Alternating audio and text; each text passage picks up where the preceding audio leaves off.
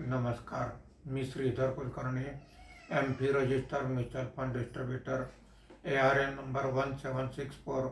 आज आपल्याला भारतीय शेअर बाजारात काय घडामोडी घडल्या या संदर्भात थोडक्यात माहिती सांगणार आहे। आज सकाळी शेअर मार्केट सुरू झाल्यापासून ते संपेपर्यंत घसरण होती।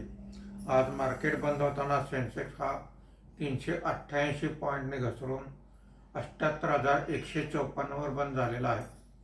निफ्टी हा 112 पॉईंटने घसरून 24,472 वर बंद झालेला आहे।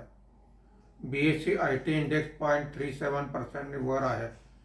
BSE हेल्थकेअर इंडेक्स 0.34% वर आहे। BSE रियालिटी इंडेक्स 1.03% खाली आहे। Nifty mid cap index flat आहे। निफ्टी स्मॉल कॅप इंडेक्स 0.22% वर आहे।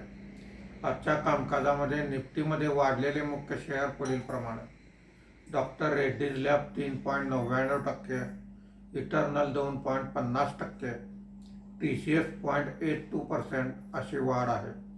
आज निफ्टीमध्ये घसरलेले मुख्य शेअर पुढील प्रमाणे: Tata consumer product 2.77%, max healthcare 2.71%, Nestle 2.32% अशी घसरण आहे।